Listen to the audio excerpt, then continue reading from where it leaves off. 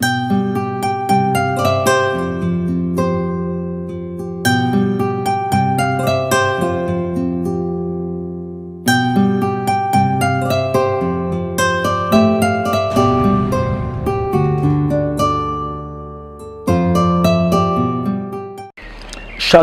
peuple du Seigneur, vous qui nous suivez encore en ce jour sur votre télé One TV, la télé qui met Jésus au centre de votre vie et au centre de toute votre existence. Que Dieu vous bénisse, c'est votre tranche trompette du sanctuaire présentée par le pasteur Tony.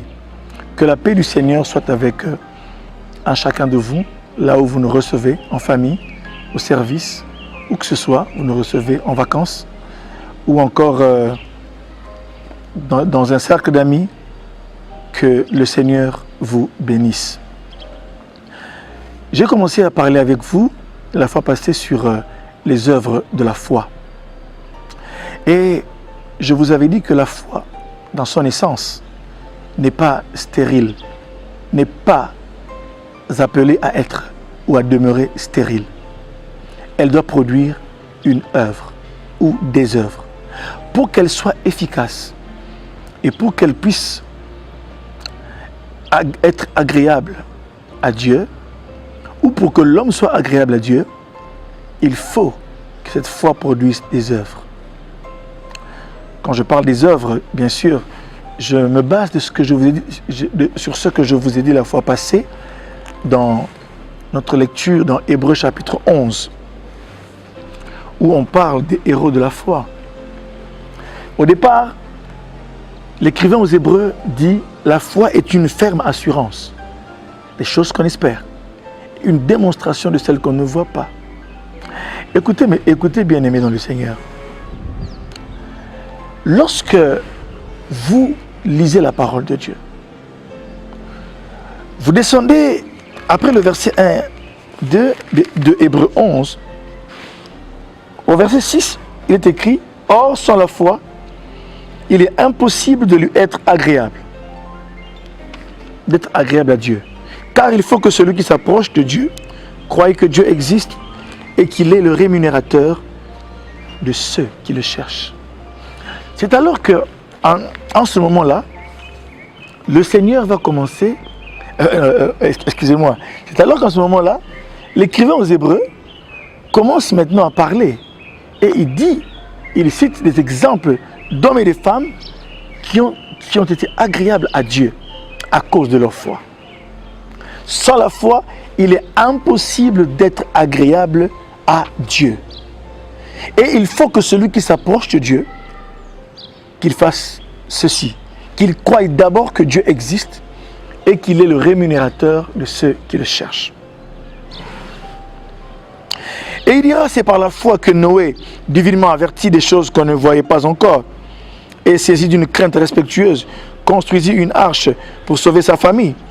Et c'est par elle qu'il condamna le monde et devint héritier de la justice qui s'obtient par la foi. C'est par la foi qu'Abraham, lors de sa vocation, obéit et partit pour un lieu qu'il devait recevoir en héritage. Et qu'il partit sans savoir où il allait. C'est par la foi qu'il vint s'établir dans la terre promise, comme dans une terre étrangère, habitant sous des tentes, ainsi qu'Isaac et Jacob, les co-héritiers de la même promesse. Car il attendait la cité qui a de solides fondements, celle dont Dieu est l'architecte et le constructeur. C'est par la foi que Sarah elle-même, malgré son âge avancé, fut rendue capable d'avoir une postérité parce qu'elle crut à la fidélité de celui qui avait fait la promesse. C'est pourquoi d'un seul homme déjà usé de corps naquit une postérité nombreuse comme les étoiles du ciel, comme le sable qui est sur le bord de la mer et qu'on ne peut compter. Et ainsi de suite. Au verset 23, on dit, c'est par la foi que Moïse, à sa naissance, fut caché pendant 3 mois par ses parents parce qu'ils virent que l'enfant était beau et qu'ils ne craignirent pas l'ordre du roi. C'est par la foi que Moïse, devenu grand, refusa d'être appelé fils de la fille de Pharaon, aimant mieux être maltraité avec le peuple de Dieu que d'avoir pour un temps la jouissance du péché. regardant l'opprobre de Christ comme une richesse plus grande que les trésors d'Égypte, car il avait les yeux fixés sur la rémunération. C'est par la foi qu'il quitta l'Égypte sans être effrayé de la colère du roi, car il se montra ferme comme voyant celui qui est invisible. C'est par la foi qu'il fit la Pâque et l'aspersion du sang, afin que l'exterminateur ne touchât pas au premier-né des Israélites. Et il y a ainsi de suite plusieurs exemples. On peut s'arrêter là. Mais l'écrivain aux Hébreux dit, or la foi, au verset 1, il dit bien, or la foi est une ferme assurance des choses qu'on espère, une démonstration de celles qu'on ne voit pas. Pour l'avoir, verset 2, pour l'avoir possédée, les anciens ont obtenu un témoignage favorable. C'est qui les anciens? Abraham, Isaac, Jacob, Moïse, Sarah, ainsi de suite. Mais le premier cas dont je vous avais parlé la fois passée était le cas d'Abraham. Je vous rappelle, mon thème s'intitule « Les œuvres de la foi ». Les œuvres de la foi. Mais dans mon introduction la fois passée, je vous avais parlé des indices de la foi. Là, je les ai bien sûr relevés dans le verset 1 du chapitre 11 de l'Épître aux Hébreux, où il est écrit que la foi est une ferme assurance. Celui qui a la foi, il y a des indices de la foi. C'est par exemple la ferme assurance. Il y a la ferme assurance, il y a l'espérance. J'ai expliqué ça la fois passée. Et il y a la démonstration. La foi se démontre. Personne ne peut dire qu'il a la foi s'il ne la démontre pas. Il faut la démontrer. Et en quatrième lieu, j'ai parlé de la notion de l'invisible. Une notion très importante. La foi est tournée, retenez ceci, la foi est tournée vers l'avenir et elle s'accroche à l'invisible. Retenez, la foi s'accroche à l'invisible et elle est orientée ou elle est tournée vers l'avenir. La foi n'est pas tournée vers le passé. C'est une ferme assurance des choses qu'on espère. Une démonstration de celles qu'on ne voit pas. Vous comprenez? Des choses qu'on espère. L'espérance nous oriente vers ce qui est à venir. Et remarquez que quand je parlais de l'invisible, vous allez remarquer que Noé, la Bible dit que Noé, saisi d'une crainte respectueuse, construisit une arche, avertit des choses qu'on ne voyait pas encore. On dit aussi que Moïse a tenu ferme. Hébreux 11, je vais lire avec vous. Hébreux 11, verset 27. C'est par la foi qu'il quitta l'Égypte sans être effrayé de la colère du roi, car il se montra ferme comme voyant celui qui est invisible. Abraham, on dit qu'il est parti pour un lieu qu'il devait recevoir un héritage. Il est parti sans savoir où il allait. Donc, la notion de l'invisible est très importante. Le verset 3 également nous donne le premier cas d'intelligence pour notre foi. C'est qu'on dit, au verset 3, on dit que c'est par la foi que l'on comprend que le monde a été fait par la parole de Dieu. De sorte que ce qui est visible tire son origine de ce qui est invisible. C'est comme ça quand Dieu dit que la lumière soit, la lumière n'était pas encore. C'est que la lumière était encore dans l'invisible. Et la lumière est apparue. Quand il dit qu'il y a des grands luminaires, en lui, Dieu, il y avait le soleil, la lune, les étoiles, tout ce monde astral était en Dieu. Et lorsqu'il a parlé, comme il a le pouvoir d'appeler à l'existence ce qui n'est pas encore à l'existence, lorsqu'il a parlé, ces choses ont vu le jour. Et lorsqu'il dit que dans la mer, qu'il puisse se former, grouiller, toutes sortes de poissons, c'est qu'en lui, il voyait déjà tout ça. C'est dire, mes frères, si en Dieu, il y avait le cachalot, il y avait l'espadon, le thon, la sardine, s'il y avait les maquereaux, s'il y avait toutes sortes de poissons que vous connaissez là, s'il y avait le capitaine, s'il y avait la perche, en lui il y avait ça. Quand il parlait à la mer, pour que la mer produise ces poissons-là, c'est qu'il y avait tout ça, c'est que notre Dieu est infiniment grand et tout-puissant, omniscient. Alléluia. Mais la fois passée, je vous ai parlé, revenons bien sûr aux différents cas. On va voir des hommes et des femmes qui ont posé les actes. On a vu la fois passée ce que Abraham a fait. Abraham est parti. Mais aujourd'hui, j'aimerais parler de Noé. Au verset 7, on dit c'est par la foi que Noé, divinement averti des choses qu'on ne voyait pas encore et saisi d'une crainte respectueuse, construisit une arche pour sauver sa famille. C'est par elle qu'il condamna le monde et devint héritier de la justice qui s'obtient par la foi. Bien-aimés dans le Seigneur, ici on nous parle d'un certain Noé. Et lorsque vous lisez la parole de Dieu, vous vous rendez compte, mes frères et mes sœurs, que la Bible dit d'une chose.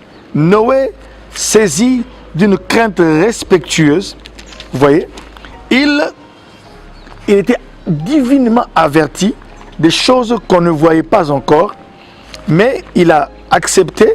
Vous voyez le mouvement des choses qu'on ne voyait pas encore, l'invisible, la démonstration. Donc là je vous ramène aux indices de la foi. Il démontre sa foi, il démontre qu'il croit à ce que Dieu a dit. En faisant quoi? Il construit une arche.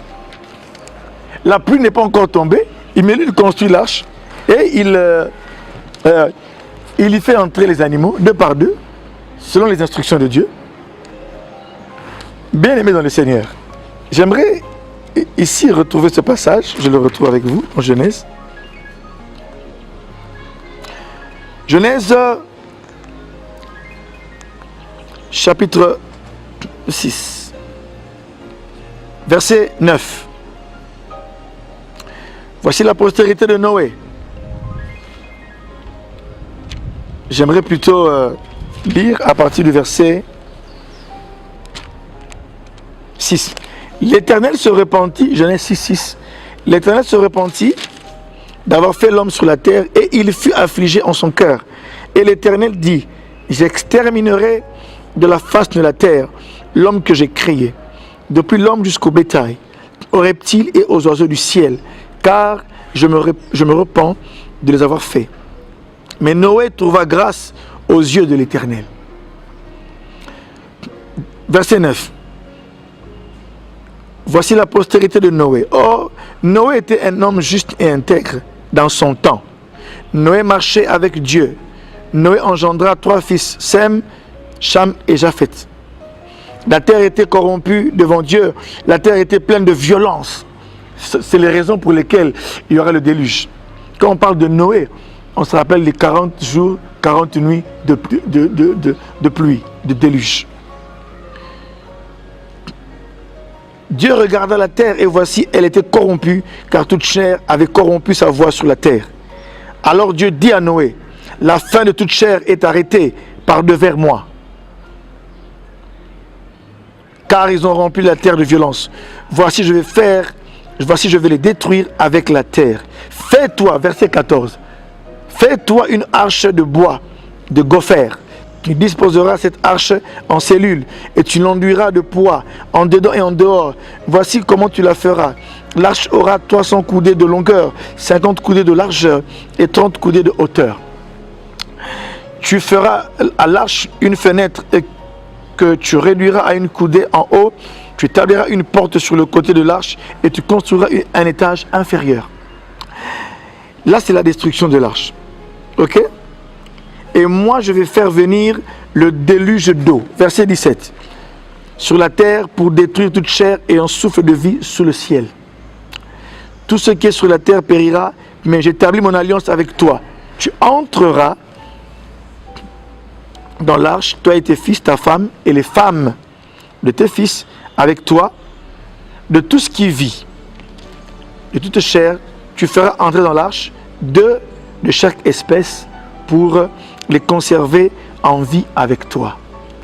Il y aura un mâle et une femelle, des oiseaux, et ainsi de suite.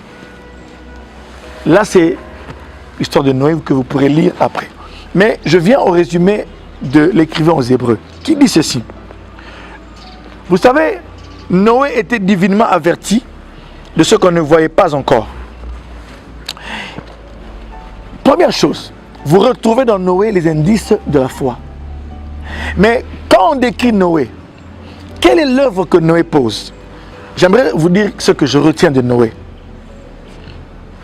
La première chose, ayant été divinement averti des choses invisibles qu'on ne voyait pas encore. À l'époque, le déluge n'était pas encore, était un fait inédit, était quelque chose qui n'était pas encore, qui n'avait pas encore eu lieu. Mais Dieu lui dit qu'il va faire tomber le déluge d'eau. Que ferez-vous si Dieu vous dit qu'il va faire quelque chose que sur la terre, aucun humain n'a encore vu? Vous croirez-vous fou? Vous croirez-vous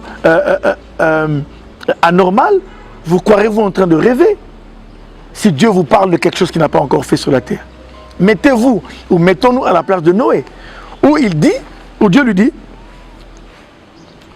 fais-toi une arche en bois de gopher.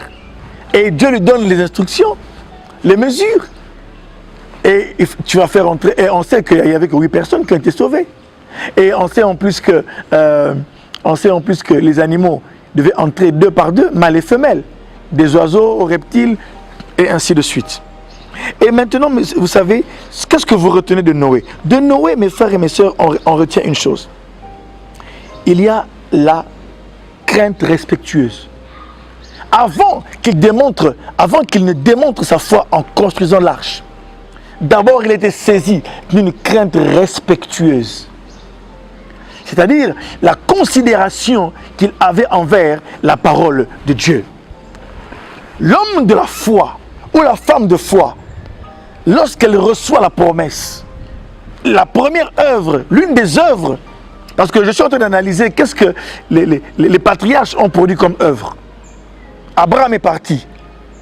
Ok? Je vous avais dit la fois passée que Exode 14, 14. Gardez silence, je combattrai pour vous. L'œuvre à produire là était le silence devant la mer Rouge et l'armée de Pharaon qui suivait les enfants d'Israël. Qui poursuivait les enfants d'Israël. Mais là, il est saisi d'une crainte respectueuse. Mais souvent, lorsque Dieu nous parle, on se dit, ah, mais écoutez, ça sont des rêveries. Bien que Noé, les gens se moquaient de lui à son époque, mais lui, il a été saisi d'une crainte respectueuse. Non seulement une crainte, mais une crainte respectueuse. Cette révérence envers la parole de Dieu. La parole que Dieu vous dit, mes frères, la promesse que Dieu vous donne, ce n'est pas la parole d'un humain. Ce n'est pas la parole de votre père, ce n'est pas la parole de votre président, ce n'est pas la parole de votre roi, ce n'est pas la parole de votre chef d'entreprise, ce n'est pas la parole de votre chef de département. Souvent nous craignons les paroles des hommes, mais nous ne craignons pas assez la parole du Très-Haut. Même lorsque Dieu lui parle, même quand il nous parle de nous bénir, nous devons prendre cette parole avec une crainte respectueuse. Nous dire que Dieu nous a fait grâce. Dieu m'a fait grâce de me parler. C'est une grâce, bien-aimé. Il y avait plusieurs personnes, mais Dieu a choisi Noé. Et si vous aussi, Dieu vous donne une promesse et qu'il vous dit, voici dans votre famille, personne n'a jamais fait ceci, mais moi j'aimerais faire avec toi ceci, ma fille. J'aimerais faire avec toi ceci et cela.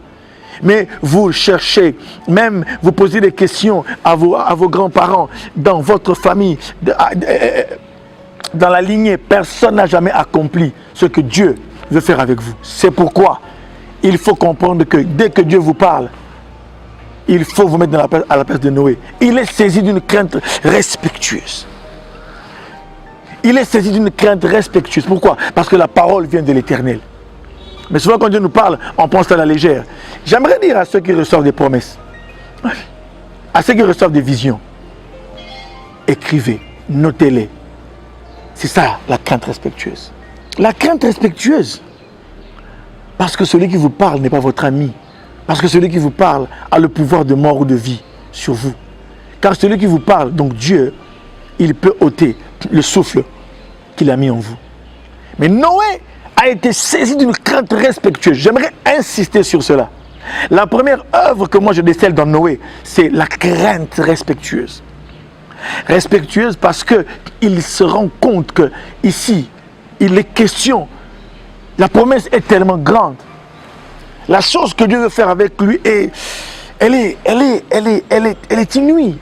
Le déluge, on n'a pas encore vu de déluge. Et puis, Dieu veut détruire toute chair. Et en ce moment-là, je suis le seul et ma famille qui va être sauvée. Et les quelques animaux que je vais choisir.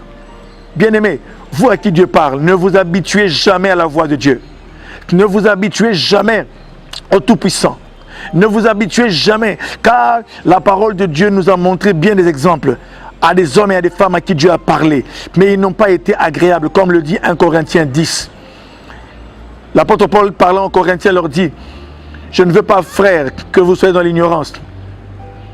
Je veux que vous sachiez, frères, au contraire a-t-il dit, je veux que vous sachiez, frères, que nos pères ont tous marché sous la nuée, que nos pères ont tous traversé la mer Rouge, que nos pères ont tous mangé la manne. Ils ont tous bu à un rocher qui les suivait. Ils ont bu l'eau du rocher, ce rocher spirituel qui était Christ. Ils ont tous eu le même traitement. Alléluia. Mais la Bible dit, ils n'ont pas tous été trouvés agréables. Vous pourrez tous passer sous le même traitement. Dieu pourra vous avoir tous logés à la même enseigne. Dieu pourra avoir manifesté les mêmes miracles. Mais tous ne seront pas agréables. C'est pourquoi j'aime ce que dit Hébreux 4. Craignons donc, tandis que la promesse d'entrer dans son repos subsiste encore. Vous devez craindre tant que la promesse de Dieu est encore sur vous. Lorsque vous l'écoutez. Mais regardez mes frères, Noé était saisi d'une crainte respectueuse. Parce qu'il savait que ce qu'il reçoit est une grâce. Mais vous qui êtes habitués à entendre Dieu, vous n'avez plus. Quel est votre état aujourd'hui quand vous entendez Dieu? Quel est l'état de votre cœur lorsque Dieu vous parle?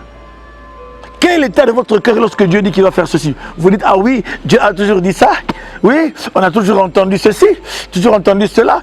Mais sachez que, en train d'écouter cet enseignement, cette exhortation, cette parole, ici sur One TV, en train d'écouter Dieu vous parler, sachez que vous ne pouvez pas vous habituer au Créateur. Moïse, malgré tout ce que Dieu a fait, mais quand il n'a pas sanctifié Dieu, Dieu a dit: tu ne verras pas la terre promise. Mais pourtant, la marche avec Dieu est une marche de constance. Et pourtant, j'insiste, Dieu lui avait dit devant le buisson ardent: je t'appelle, j'ai entendu les cris que font pousser les oppresseurs à mon peuple, je t'envoie pour les libérer et de les faire entrer dans la terre promise. C'était Moïse. Mais à cause de cet impair, Moïse n'a pas vu la terre. Il n'a pas fait entrer Israël en possession. Il n'a pas mis Israël en possession de la terre promise. C'était Josué qui l'a fait. Craignons donc une crainte respectueuse lorsque Dieu vous parle. Les visions, les messages, ayez l'habitude de les noter, de les revoir de temps en temps. Retenez-les dans votre esprit, dans votre cœur. Mais comment considérez-vous les révélations que vous avez? Moïse, Noé plutôt, divinement averti. C'est la révélation. Il fut saisi d'une crainte respectueuse. Deuxième chose, il construit l'arche. Là, c'est la démonstration. Pendant qu'il construit, les gens passent. Bien-aimé, j'aimerais dire à quelqu'un aujourd'hui: construis ton arche. Même quand les hommes ne comprendront pas ce que tu es en train de faire, toi construis l'arche, parce que Dieu t'a parlé. Il était là, en train de prendre du bois de gopher, en train d'assembler selon les mesures. Il était en train de construire l'arche avec les mesures que Dieu lui avait données, lui et ses enfants. Mon nom était là. Alléluia. Il était en train de construire l'arche. Les gens, bien sûr, se disent: mais qu'est-ce que ce Noé est encore en train de faire? Même quand les hommes et les femmes de ce monde, même quand vos contemporains ne vous comprendront pas, si Dieu vous a dit qu'avec vous, il fera ceci, même si dans votre communauté, personne ne l'a encore fait, vous, croyez en Dieu et marchez, démontrez, car la foi est une ferme assurance des choses qu'on espère et une démonstration. La démonstration n'est pas toujours facile, hein, car dans la démonstration, il y a une part de folie. Lorsque vous démontrez la foi, la foi, vous savez, comme j'ai dit la fois passée, la foi, c'est un engagement. L'engagement de l'homme, l'engagement de son esprit, c'est une décision, un engagement de l'homme de croire à ce que Dieu a dit. La décision de croire, l'engagement de pouvoir adhérer à ce que Dieu a dit. La foi est une adhésion au projet de Dieu. C'est pourquoi, bien aimé, la démonstration va requérir un peu de folie. Est-ce que je parle à quelqu'un? Quelqu'un me suit-il? Êtes-vous en mesure de démontrer un peu de folie? Dans tous les exemples, dans plusieurs exemples de Hébreux 11, il y a toujours ce grain de folie. La foi, mes frères, n'est pas stérile. Elle doit produire une œuvre. Comme Noé, aujourd'hui, produisez une œuvre. Comme Noé, soyez saisis d'une crainte respectueuse lorsque Dieu vous avertit des choses divines qu'il veut accomplir. Comme Noé, construisez votre arche à vous. Chacun de nous a une arche à construire. Chacun de nous a un pas à faire. C'est pourquoi faites le pas de la foi. Commencez à construire l'arche.